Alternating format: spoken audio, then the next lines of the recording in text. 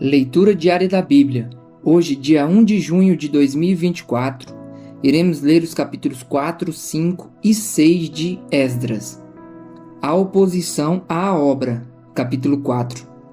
Quando os inimigos de Judá e de Benjamim souberam que os exilados estavam reconstruindo o templo do Senhor, o Deus de Israel, foram falar com Zorobabel e com os chefes das famílias.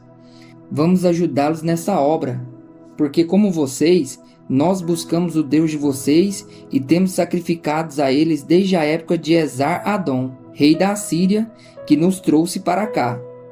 Contudo, Zorobabel, Jesua e os demais chefes das famílias de Israel responderam: Não compete a vocês a reconstrução do templo do nosso Deus. Somente nós o construiremos para o Senhor, o Deus de Israel, conforme Ciro, o rei da Pérsia, nos ordenou. Então a gente da região começou a desanimar o povo de Judá e a atemorizá-lo, para que não continuasse a construção. Pagaram alguns funcionários para que se opusessem ao povo e frustrassem o seu plano. E fizeram isso durante todo o reinado de Ciro até o reinado de Dario, reis da Pérsia. A oposição nos reinados de Xerxes e Artaxerxes. No início do reinado de Xerxes, apresentaram uma acusação contra o povo de Judá e de Jerusalém. E nos dias de Artaxerxes, rei da Pérsia, Bislão, Mitredate, Tabeel e o restante dos seus companheiros escreveram a carta a Artaxerxes. A carta foi escrita em aramaico com caracteres aramaicos. O comandante Reum e o secretário Sinzai escreveram uma carta contra Jerusalém ao rei Artaxerxes. O comandante Reum e o secretário Sinzai e o restante dos seus companheiros, os juízes e os oficiais de Trípoli, da Pérsia, de Ereque e da Babilônia, os elamitas de Susã e das outras nações que o grande e renomado Assurbanipal despertou e assentou na cidade de Samaria e noutros lugares a oeste do Eufrates, escreveram nos seguintes termos: Esta é uma cópia da carta que lhe enviaram. Ao rei Artaxerxes, de seus servos que vivem a oeste do Eufrates. Informamos o rei que os judeus que chegaram a nós da tua parte vieram a Jerusalém e estão reconstruindo aquela cidade rebelde e má. Estão fazendo reparos nos muros e consertando os alicerces. Além disso, é preciso que o rei saiba que, se essa cidade for reconstruída e os seus muros reparados, não mais se pagarão impostos, tributos ou taxas, e as rendas do rei sofrerão prejuízo. Agora, visto que estamos a serviço do palácio e não nos é conveniente ver a desonra do rei, nós enviamos esta mensagem ao rei, a fim de que se faça uma pesquisa nos arquivos de seus antecessores. Nesses arquivos, o rei descobrirá e saberá que essa cidade é uma cidade rebelde, problemática para reis e províncias, um lugar de revoltas desde épocas antigas, motivo pelo qual foi destruída. Informamos ao rei que se essa cidade for reconstruída e seus muros reparados, nada sobrará a oeste do Eufrates. O rei enviou-lhes a seguinte resposta: Ao comandante Reum, ao secretário Sinzai e aos seus demais companheiros que vivem em Samaria e em outras partes, a oeste do Eufrates. Saudações de paz. A carta que vocês nos enviaram foi traduzida e lida na minha presença. Sob minhas ordens, fez-se uma pesquisa e descobriu-se que essa cidade tem uma longa história de rebeldia contra os reis e que tem sido um lugar de rebeliões e revoltas. Jerusalém teve reis poderosos que governaram toda a região a oeste do Eufrates, aos quais se pagavam impostos, tributos e taxas. Ordene agora a esses homens que parem a obra, para que essa cidade não seja reconstruída enquanto eu não mandar. Tenham cuidado, não sejam negligentes nesse assunto, para que os interesses reais não sofram prejuízo. Lida a cópia da carta do rei Artaxerxes para Reum, para o secretário Sinzai e para os seus companheiros, eles foram depressa a Jerusalém e forçaram os judeus a parar a obra. Assim, a obra do templo de Deus em Jerusalém foi interrompida e ficou parada até o segundo ano do reinado de Dario, rei da Pérsia. A carta de Tatenai a Dario, capítulo 5. Ora, o profeta Ageu e o profeta Zacarias, descendente de Idô, profetizaram aos judeus de Judá e de Jerusalém, em nome do Deus de Israel que estava sobre eles. Então Zorobabel, filho de Sealtiel, e Jesua, filho de Josadaque, começaram a reconstruir o templo de Deus em Jerusalém. E os profetas de Deus estavam com eles e os ajudavam. Tatenai, governador do território a oeste do Eufrates, Setar, Bozanai e seus companheiros foram logo perguntar a eles: quem os autorizou a reconstruir este templo e estes muros? E como se chamam os homens que estão construindo este edifício? Mas os olhos do seu Deus estavam sobre os líderes dos judeus, e eles não foram impedidos de trabalhar até que um relatório fosse enviado a Dario e dele se recebesse uma ordem oficial a respeito do assunto. Esta é uma cópia da carta que Tatenai, governador do território situado a oeste do Eufrates, Setar-Bozenai e seus companheiros, os oficiais do oeste do Eufrates, enviaram ao rei Dario. O relatório que lhe enviaram dizia o seguinte: ao rei Dario, paz e prosperidade. Informamos ao rei que fomos à província de Judá, ao templo do grande Deus. O povo está reconstruindo com grandes pedras e já estão fixando as vigas de madeira nas paredes. A obra está sendo executada com diligência e apresentando rápido progresso. Então perguntamos aos líderes: quem os autorizou a reconstruir este templo e estes muros? Também perguntamos os nomes dos líderes deles, para que os registrássemos para a tua informação. Esta é a resposta que nos deram: somos servos do Deus dos céus e da terra e estamos reconstruindo o templo que foi construído e terminado por um grande rei de Israel.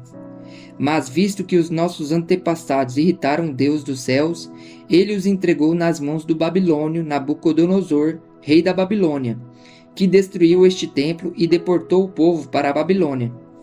Contudo, no seu primeiro ano como rei da Babilônia, o rei Ciro emitiu um decreto, ordenando a reconstrução desta casa de Deus.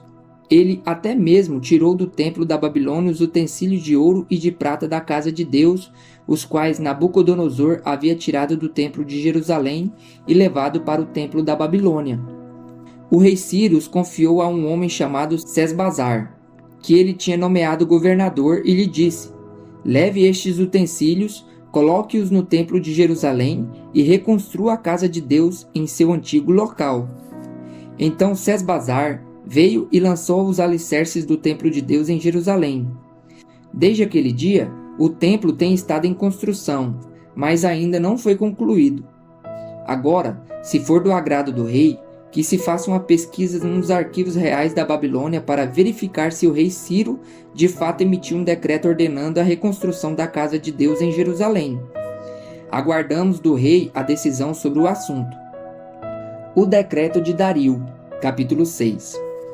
O rei Dario mandou então fazer uma pesquisa nos arquivos da Babilônia que estavam nos locais em que guardavam os tesouros.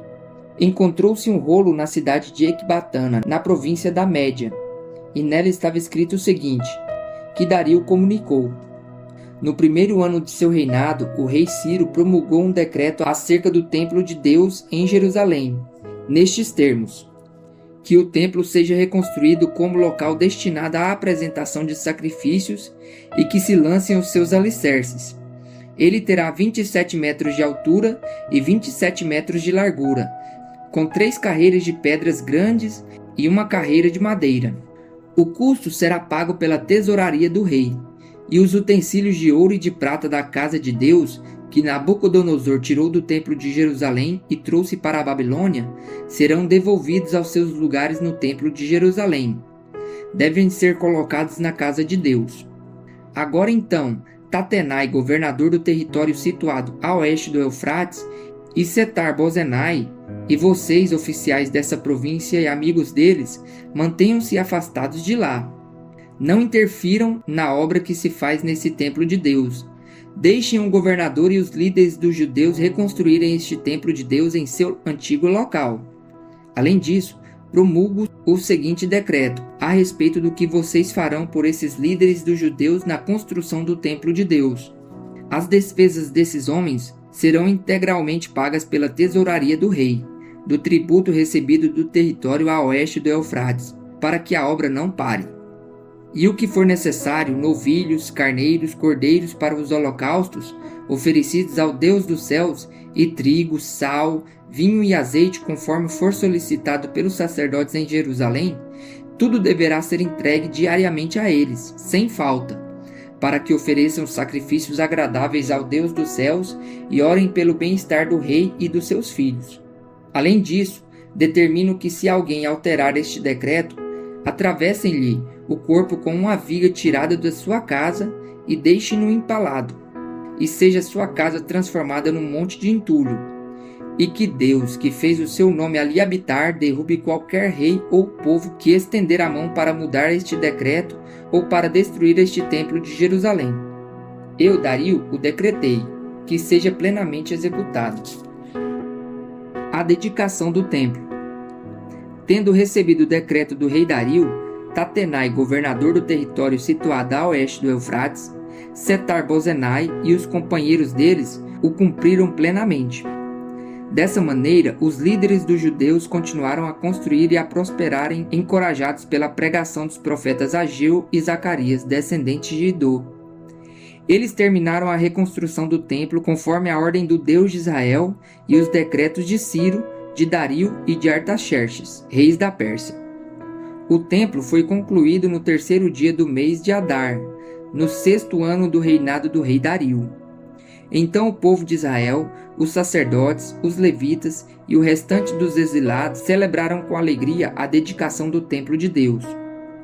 Para a dedicação do templo de Deus, ofereceram 100 touros, 200 carneiros, 400 cordeiros e, como oferta pelo pecado de todo Israel, 12 bodes, de acordo com o número das tribos de Israel. E organizaram os sacerdotes em suas divisões e os levitas em seus grupos para o serviço de Deus em Jerusalém, conforme o que está escrito no livro de Moisés. A celebração da Páscoa. No 14º dia do 1º mês, os exilados celebraram a Páscoa. Os sacerdotes e os levitas tinham se purificado. Estavam todos cerimonialmente puros. Os levitas sacrificaram o cordeiro da Páscoa por todos os exilados, por seus colegas sacerdotes e por eles mesmos. Assim, os israelitas que tinham voltado do exílio comeram do cordeiro, participando com eles todos os que haviam separado das práticas impuras dos seus vizinhos gentios para buscarem o Senhor, o Deus de Israel. Durante 7 dias eles celebraram com alegria a festa dos pães sem fermento, pois o Senhor os enchera de alegria ao mudar o coração do rei da Assíria, levando-o a dar-lhes força para realizarem a obra de reconstrução do templo de Deus, o Deus de Israel.